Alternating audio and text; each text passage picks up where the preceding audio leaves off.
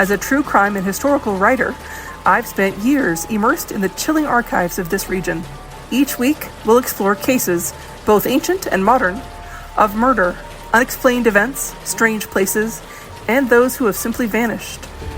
We'll dig into the research, connecting the dots between past and present, revealing the threads of mystery that weave through our incredible, yet often unsettling, landscape. Prepare to be captivated as we discover that while times may change, the darkest aspects of human nature remain hauntingly the same. Thank you for joining us today. Here's your host, Jen Chambers. An Air National Guard helicopter pilot, a family man with 5 kids, a church-going neighbor, a man many in Spokane called quiet, respectable, normal. But when night fell, he prowled the streets where the city's most vulnerable walked, and one by one, they disappeared. 17 years, dozens of victims, a secret life buried beneath a uniform. This is a story of Robert Lee Yates, the grocery bag killer. I'm Jennifer Chambers, and this is Same Crime, Different Time. Stay with me.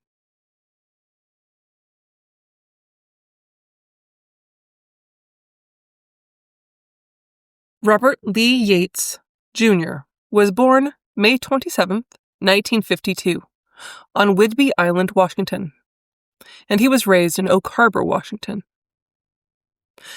By all appearances, he came from a stable, middle-class family. He graduated from high school in 1970.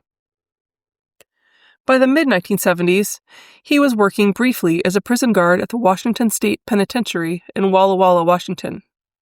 This was a job that offered access to violence and control. Then in 1977, he enlisted in the U.S. Army, and he later became a certified helicopter pilot. For decades, he flew missions, he served honorably, and he even held down a seemingly stable, even admirable life. His neighbors, his colleagues, and his family all thought that he was just a normal guy, normal man with a job and a church schedule.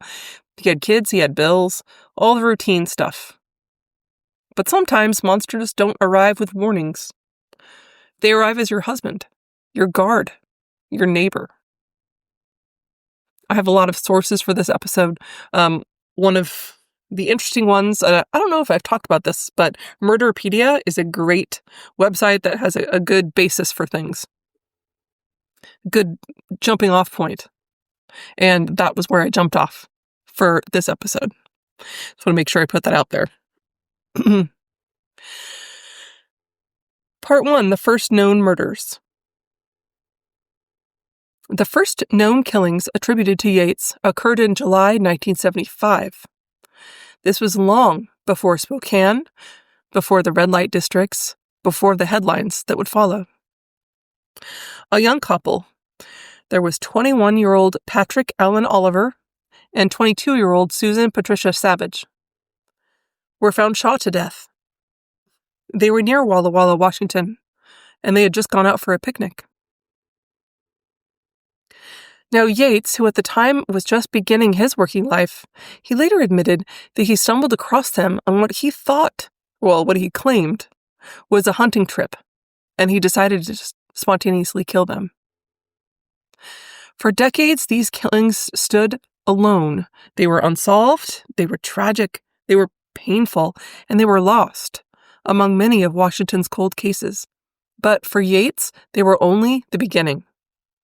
As we'll see, 20 years later, he'd return, and not as a desperate drifter, but as a decorated soldier and a family man, and one of the most prolific serial killers in Washington history.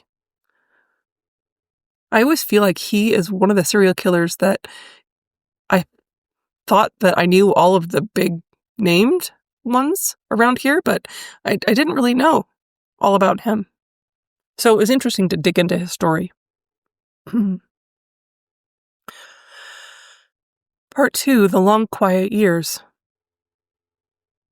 Through the 1980s and early 90s, Yates held his military career, he raised his family, and he lived what neighbors all swore was normal life. They keep coming back to that word, normal. It was in a lot of the research. grotesque, isn't it? Because he was anything but. And for those ideas that he kept hidden below the surface, something was brewing. It's in this tension that was between the whole public respectability act and the private horror that he transformed. He was an ordinary man who made himself into a predator who had learned to hide in plain sight. Or maybe he always was a predator. I kind of think that's the case. Part 3, Spokane. By 1996, Yates had moved into Spokane County. There he found a dark opportunity. Spokane had a red light district where sex workers who were often vulnerable and often struggling and took greater and greater risks simply to survive. So between 1996 and 1998, he murdered at least 13 women in Spokane County. Many of these were sex workers. He would solicit them for sex, and in a van, or according to some accounts, a white Corvette, he would then shoot them and then discard their bodies in rural or isolated locations. In some confirmed cases, Yates even placed plastic grocery bags over their heads.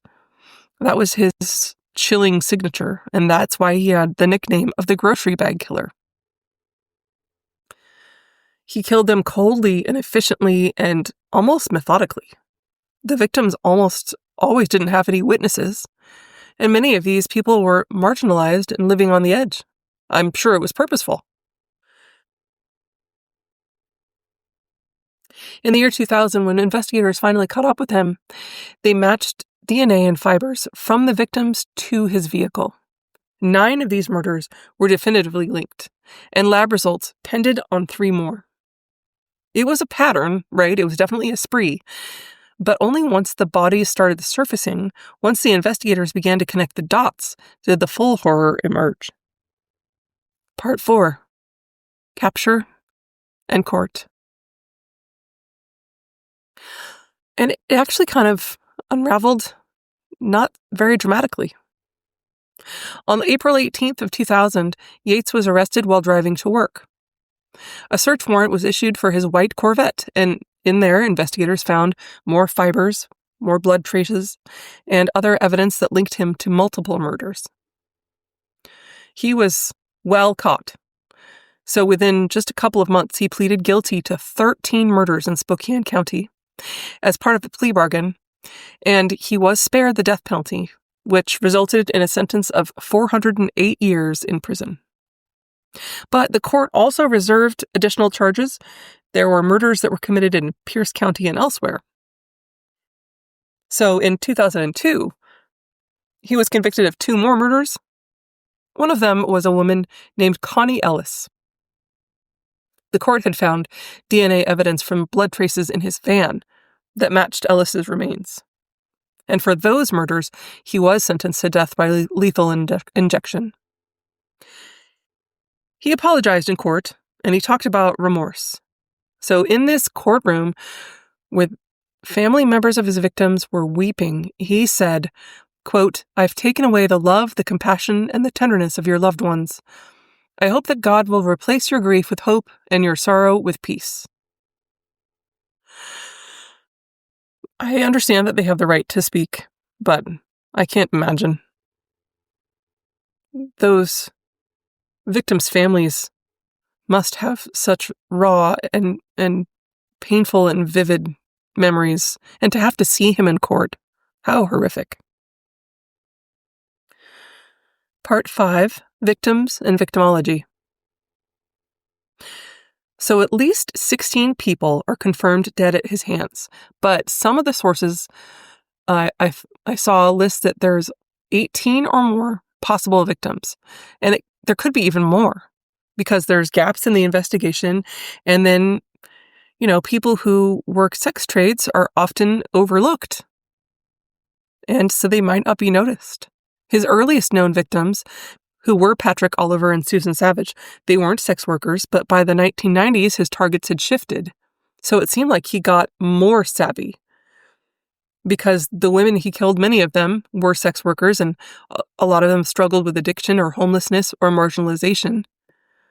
And this isn't a coincidence. Serial predators like this often target the vulnerable, those who are easy to find. Very easy to find, easy to control, and whose disappearance might draw less immediate action. That all makes perfect sense. But in Yates's case, this whole pattern was heartbreaking. It was so precise. He had this double life, and he was a predator who hid behind discipline and his uniform and his domestic life.